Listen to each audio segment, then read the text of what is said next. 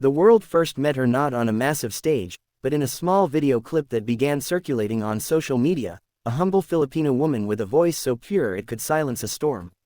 When she walked onto the America's Got Talent stage, the lights seemed to dim slightly, as if the universe itself was preparing to listen. She was dressed simply, nothing extravagant, a modest white dress, a delicate silver cross hanging around her neck, and eyes that carried both warmth and pain. Her name was Mariel Santos, though the world would soon know her as the Filipina Nightingale. From the moment she greeted the judges, there was something fragile yet powerful about her. Simon Cowell, known for his sharp wit and piercing honesty, looked at her curiously as she introduced herself in a soft accent. "I came here," she said, "not just to sing, but to share my heart." What the audience didn't know was that behind that gentle smile was a battle far greater than anyone could imagine, one that she had been quietly fighting for years. Diagnosed with a rare heart condition, doctors had told her she might never live a full life. But Mariel had refused to let her illness define her. "If I can sing one song that makes someone believe again," she once told a local reporter back home in Manila, "then my life is complete." As the music began and her voice rose, that very belief became reality, her tone crystal clear, her control effortless, and her emotion so raw that even the most skeptical judge couldn't look away. The moment she began to sing, the air in the auditorium shifted. Mariel chose the timeless ballad, "You Raise Me Up," a song known for its emotional weight and soaring melody. But her version was unlike any other, fragile yet fearless, filled with a kind of pain that can only come from someone who has known suffering deeply. Her first note trembled like a whisper before blooming into something ethereal. The crowd sat motionless, hanging on every word, as though afraid to breathe and break the spell she cast. Simon's expression softened, his hand resting on his chin, while Heidi covered her mouth, visibly moved. Halfway through the performance, the camera panned to the audience. People were already wiping tears, strangers holding hands, drawn together by her voice. And when she reached the climax, "You raise me up to more than I can be," her voice soared like a prayer carried to heaven. It wasn't just singing, it was a message of strength from someone who knew her time might be short. The final note hung in the air for several seconds, perfectly sustained, then fell into a silence so complete that the judges themselves hesitated to break it. When the crowd finally erupted into applause, the noise was deafening. Simon stood, shaking his head in disbelief, before pressing the golden buzzer. Golden confetti rained down as Mariel covered her face and cried, not because of the victory, but because she knew she had finally fulfilled her dream. After that life-changing audition, the story of Mariel Santos spread across the world like wildfire. News outlets from Manila to Los Angeles ran features about her, the Filipina nurse-turned-singer who brought Simon Cowell to tears. People wanted to know everything: where she came from, how she learned to sing, and how she managed to stand on that stage with such grace while battling a fatal illness. Her story was heartbreaking yet inspiring. Born in Quezon City, she was the eldest of 3 siblings. Her mother sold vegetables in the market, and her father worked as a tricycle driver.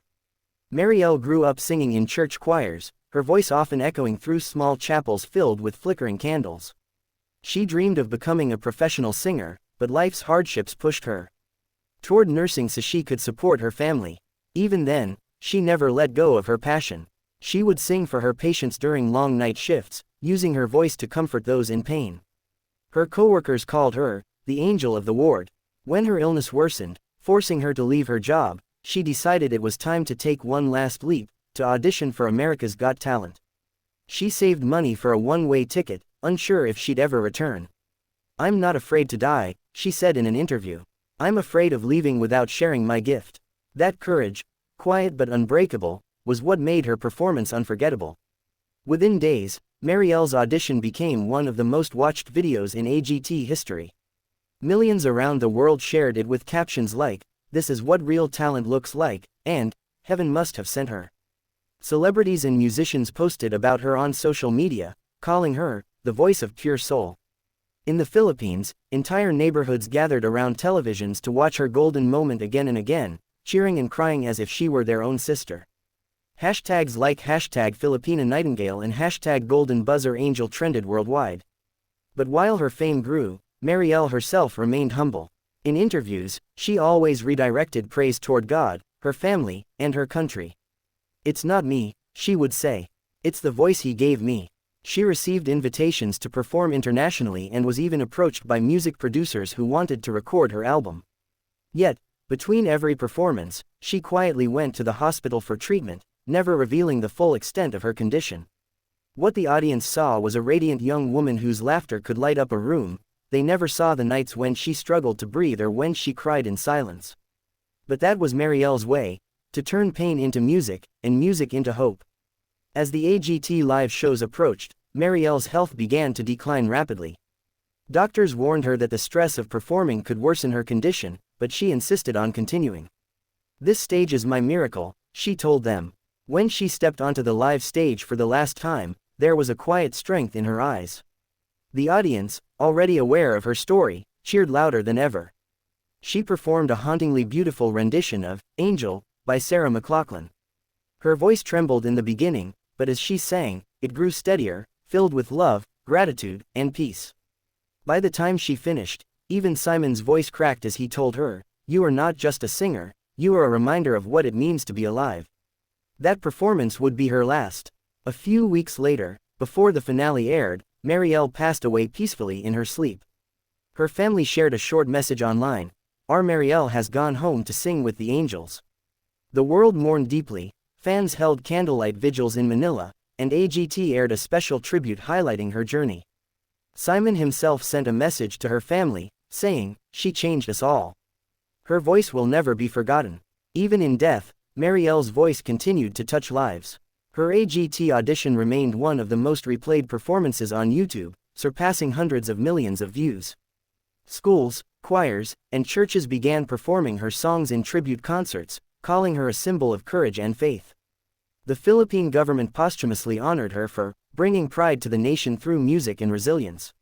Her story inspired documentaries, and fans began raising funds for young Filipino singers with health challenges in her name.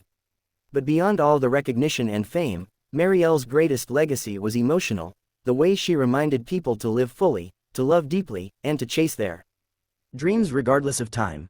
One of her final handwritten notes, later shared by her mother, read, "If you hear my song someday, don't cry. Smile, because it means I'm still singing somewhere." Those words became a mantra for millions who felt her spirit through her music. The Filipina Nightingale may have left the stage too soon, but her melody continues to echo in every heart that has ever dared to dream. A voice that once shook the world, and will forever sing among the stars. Globe sparkles.